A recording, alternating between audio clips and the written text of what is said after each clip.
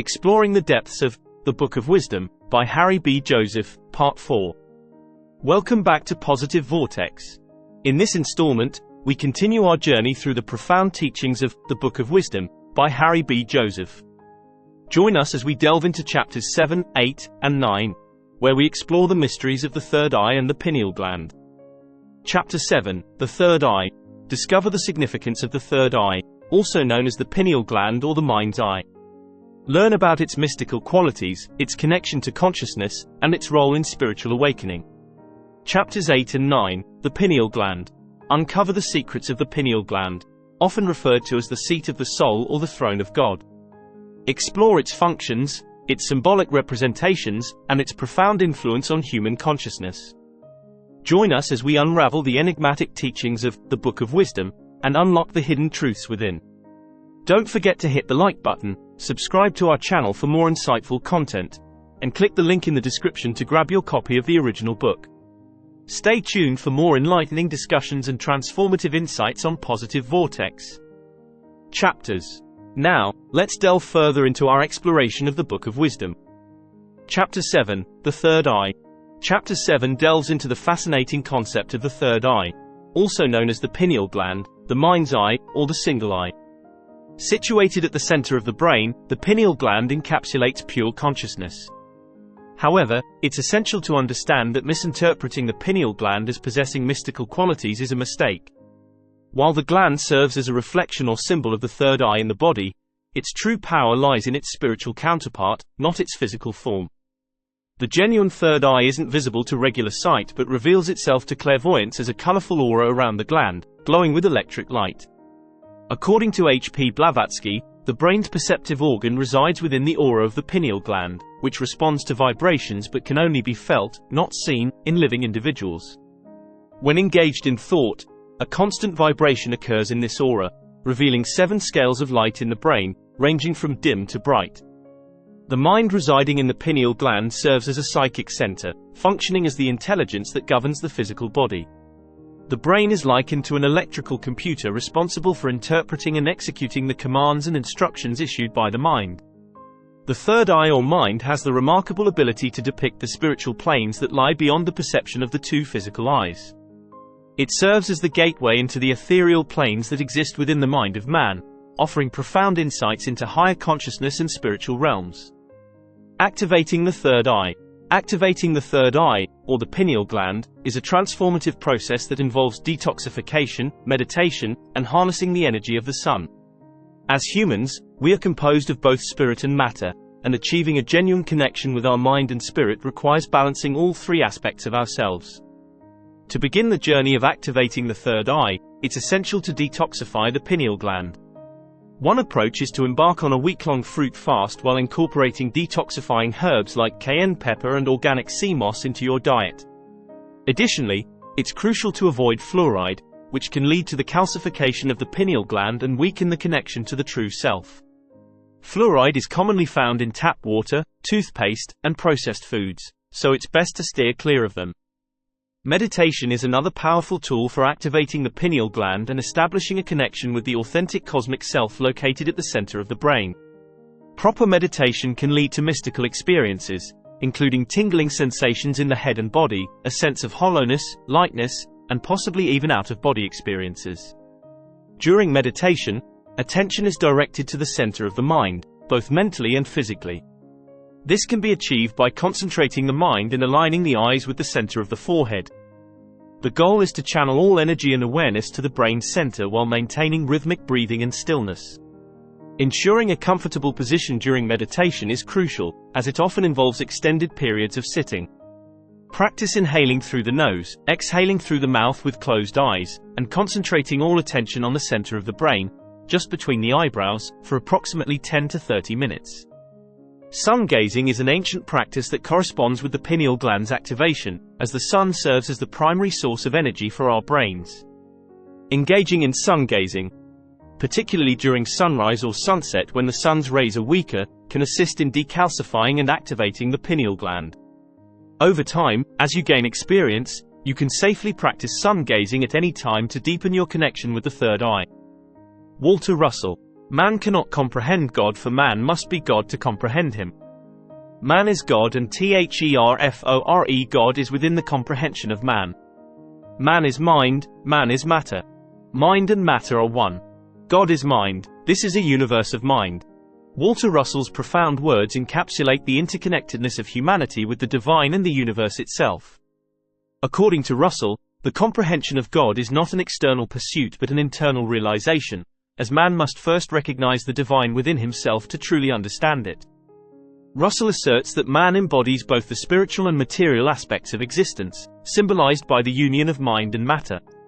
In his philosophy, the mind is not separate from the material world but intricately intertwined with it, suggesting that the universe itself is a manifestation of the cosmic mind.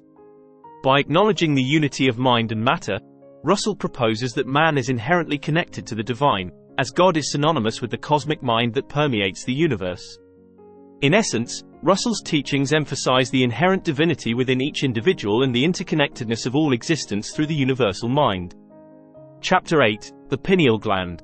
The pineal gland, often referred to as the third eye, or the seat of consciousness, holds a central role in spiritual and metaphysical teachings.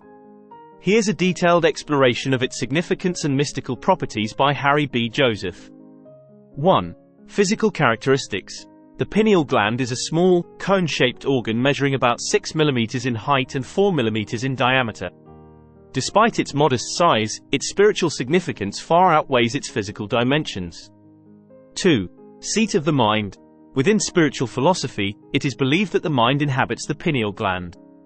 This gland serves as the conduit through which the electrical forces of the body manifest and interact with the spiritual realm. 3. Universal essence. The pineal gland is considered to be the repository of the universal essence, soul, or consciousness. It is where the divine essence is deposited, giving life to the entire human temple. 4. Spiritual organ. Often described as the male spiritual organ, the pineal gland is associated with higher consciousness and spiritual awakening. 5. Activation through spiritual practice. The pineal gland becomes more active through spiritual practices such as meditation and introspection. The more spiritual work one engages in, the more active the pineal gland becomes. 6. Crystalline structure.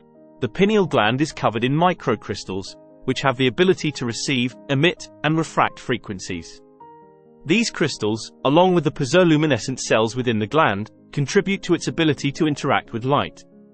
7. Enlightenment and light emission. The pineal gland emits light, a phenomenon referred to as enlightenment. This light emission is metaphorically associated with spiritual enlightenment and awakening. 8. Suppression of knowledge. Historical records suggest that the mystical powers of the pineal gland were suppressed by institutions like the Vatican, which sought to control and manipulate spiritual knowledge for their own agendas. Ancient texts and libraries containing information about the pineal gland's powers were destroyed or concealed. 9. Throne of God. In spiritual symbolism, the pineal gland is often equated with the throne of God or the seat of the soul. It is considered the center from which the true self governs the physical body and interacts with the spiritual dimensions of existence. Understanding the profound significance of the pineal gland can lead to a deeper exploration of consciousness, spirituality, and the nature of existence itself. Chapter 9: The Pineal Gland. The concept that everything in the body leads back to one central point, the center of the brain, which is represented by the pineal gland, reflects a profound understanding of human consciousness and identity. Here's a deeper exploration. 1. Central control point. The pineal gland is regarded as the central control point of the body's functions, both physical and metaphysical. It serves as the locus of consciousness, perception, and awareness. 2. The I, consciousness. When we refer to ourselves using the pronoun I, we are essentially pointing to the inner being, observer, or entity that resides within us, the essence of our consciousness. This inner I is synonymous with the pineal gland, which acts as the seat of the soul or the core of our identity. 3. Identification with the body. The distinction between I and my body underscores the separation between our true essence, the eternal observer, and the physical vessel that we inhabit temporarily during our earthly existence. While we may refer to the body as mine, it is not synonymous with the true self or the I, consciousness. 4. Vehicle for the soul. The physical body is often likened to a vehicle that allows our soul or entity to navigate and interact with the physical world. It is through this vessel that we experience life, express ourselves, and fulfill our spiritual journey. 5. Temporal nature of the physical world. By acknowledging the body as a temporary vehicle for our soul, we recognize the transient nature of the physical world, with its limitations of time and space. Our true essence, represented by the pineal gland, transcends these temporal constraints and connects us to the eternal realm of consciousness. Understanding the profound connection between the pineal gland, consciousness, and identity offers insights into the nature of existence and the deeper truths of our spiritual journey. It invites us to explore the depths of our inner being and cultivate a deeper awareness of our true selves beyond the confines of the physical body. Mark chapter 16 verse 19, "He was taken up into heaven and he sat at the right hand of God." The concept that the throne of God is situated at the center of the brain and that consciousness itself is divine is a profound spiritual understanding found in various mystical traditions. Let's explore this idea in more detail. 1. Throne of God in the center of the brain. In many spiritual teachings, the center of the brain, particularly associated with the pineal gland, is considered the seat of consciousness and divine presence. This notion suggests that the essence of God or universal consciousness resides within each individual at the core of their being. 2. Consciousness as divine. Consciousness, often equated with God or the divine, is viewed as the fundamental aspect of existence that permeates all creation. It is the source of awareness, intelligence, and spirituality, transcending individual identities and connecting all living beings. 3. The spark of consciousness. According to this perspective, every individual possesses a spark of divine consciousness within them, reflecting the essence of God or the universal spirit. This inherent divine spark serves as the foundation of one's spiritual journey and quest for self-realization. 4. Mark chapter 16 verse 19 interpretation. The verse from Mark chapter 16 verse 19, describing Jesus being taken up into heaven and seated at the right hand of God, is often interpreted metaphorically in mystical traditions. The right hand of God symbolizes the higher aspects of consciousness associated with intuition, creativity, and spiritual insight, which are linked to the right hemisphere of the brain. 3. The spark of consciousness. According to this perspective, every individual possesses a spark of divine consciousness within them, reflecting the essence of God or the universal spirit. This inherent divine spark serves as the foundation of one's spiritual journey and quest for self-realization. 4. Mark chapter 16 verse 19 interpretation. The verse from Mark chapter 16 verse 19, describing Jesus being taken up into heaven and seated at the right hand of God, is often interpreted metaphorically in mystical traditions. The right hand of God symbolizes the higher aspects of consciousness associated with intuition, creativity, and spiritual insight, which are linked to the right hemisphere of the brain. 5. Integration of brain hemispheres. The symbolism of the right hemisphere of the brain as the right hand of God suggests the importance of integrating both hemispheres for holistic spiritual growth. This integration allows individuals to access higher states of consciousness, intuition, and spiritual wisdom. Overall, the idea that the throne of God is within the center of the brain highlights the profound nature of consciousness and its connection to spirituality. It invites individuals to explore the depths of their own consciousness as a pathway to divine realization and spiritual enlightenment. The most holy place equals the pineal gland, center of the brain. 2 cherubim equals the 2 hemispheres of the brain.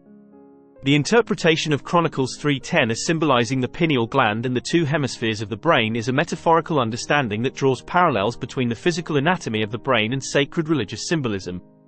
Let's delve deeper into this interpretation. 1. The most holy place. In the context of religious texts like Chronicles, the most holy place refers to a sacred area within the temple or tabernacle, often associated with divine presence and spiritual communion. In this interpretation, it symbolizes the innermost sanctum of the human body, which mystics and spiritual practitioners identify as the pineal gland, located at the center of the brain. 2. 2 cherubim. Cherubim are angelic beings commonly depicted in religious art and scripture as guardians or bearers of divine messages. In this context, the 2 cherubim symbolize the 2 hemispheres of the brain. This interpretation suggests that just as cherubim guard the most holy place in the temple, the 2 hemispheres of the brain protect and govern the sacred space of consciousness within the pineal gland. 3. Carved and overlaid with gold. The description of the cherubim being carved and overlaid with gold signifies their significance and divine nature. Similarly, within the brain, The intricate structure and function of the two hemispheres, along with the pineal gland at the center, are regarded as precious and sacred components of human consciousness. 4. Symbolism of gold. Gold is often associated with purity, divinity, and spiritual enlightenment in religious and mystical traditions. In this interpretation, the overlaying of the cherubim with gold may symbolize the elevated or transcendent nature of consciousness and the spiritual significance of the brain's anatomy. 5. Metaphorical representation. This interpretation offers a metaphorical representation of the brain's anatomy and its spiritual significance, drawing parallels between religious symbols and physiological structures. It invites contemplation on the interconnectedness of the physical body, consciousness, and spiritual experience. Overall, the interpretation of Chronicles 3:10 in terms of the pineal gland and the two hemispheres of the brain provides a symbolic framework for understanding the relationship between human anatomy, spiritual symbolism, and mystical experiences described in religious texts. The interpretation of the sword in the lamb, along with the imagery of the cup, the sun, and the animals in Masonic and Sumerian art, suggests a symbolic representation of spiritual and psychological transformation. Let's explore the symbolism further. 1. Sword in the lamb. The sword symbolizes strength, power, and the ability to cut through obstacles. In this context, it represents the process of overcoming the lower aspects of consciousness or the ego, depicted metaphorically as the lamb. By killing the lower nature, one ascends to higher levels of awareness and spiritual enlightenment. 2. Moving up the spine. The imagery of moving up the spine signifies the journey of spiritual awakening and enlightenment. In many mystical traditions, including Kundalini Yoga, the spine is seen as the energetic pathway through which spiritual energy, Kundalini, rises from the base to the crown, activating higher states of consciousness along the way. 3. The cup with the sun. The cup, situated atop the neck, represents the head and the vessel of consciousness. The sun symbolizes divine illumination and enlightenment, signifying the awakening of higher awareness within the mind. The cup being looked up at by the lamb suggests the aspirational nature of spiritual growth and the desire to attain higher levels of consciousness. 4.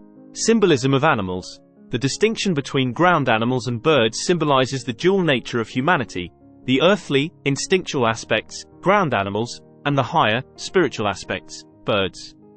By transcending the lower nature and embracing the higher nature, one ascends towards spiritual fulfillment and liberation. 5. Tree stump. The tree stump, symbolizing the spine, serves as the foundation for spiritual ascent. It represents the physical body and the pathway through which spiritual energy rises during the process of awakening and enlightenment. Overall, the imagery presented in Masonic and Sumerian art, particularly the sword in the lamb, the cup with the sun, and the animals, conveys profound metaphysical concepts related to spiritual evolution, inner transformation, and the pursuit of higher consciousness. It invites contemplation on the journey of self-discovery and the transcendent nature of human potential. Thank you for joining us on this enlightening journey through The Book of Wisdom by Harry B. Joseph. We hope you found Part 4 insightful and thought-provoking. But our exploration doesn't end here. Be sure to stay tuned for Part 5 of our video series, where we'll continue our deep dive into the timeless teachings and profound wisdom contained within this remarkable book. Don't miss out on the next installment of our journey toward enlightenment and self-discovery. Hit the notification bell, subscribe to our channel, and be the first to know when Part 5 drops. Until then, keep seeking wisdom, spreading positivity, and embracing the journey of self-discovery. See you in Part 5 of The Book of Wisdom series.